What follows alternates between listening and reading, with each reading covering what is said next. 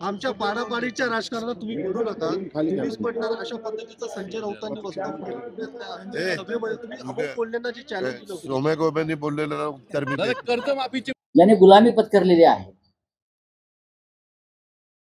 किंवा जे डरपोक आहेत त्याने आमच्यावर बोलूच नाही. आणि याच्यापेक्षा मला जास्त बोलण्याची गरज नाही. सोमे गोमे कोण हे 2024 कळेल. हे मी वारंवार सांगतो.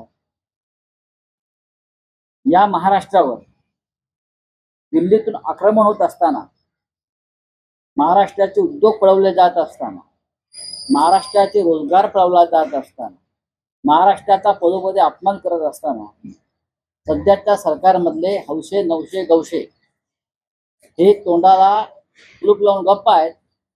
त्यांना आमच्यावर किंवा इतर कोणावर बोलण्याचा अधिकारच नाही. इतकं नामर्द सरकार आणि नामर्द मुख्यमंत्री उपमुख्यमंत्री या महाराष्ट्राच्या नव्हे देशाच्या इतिहासात झाले असते. डोळ्यासमोर महाराष्ट्र लुटला जातो. डोळ्यासमोर मुंबई तोडली जाते.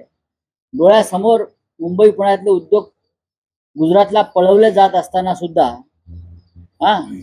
फक्त आम्ही तुरुंगात जाऊ बोललो तर या भयाने ते लटपट आहेत. ते का आमच्यावर बोलणार.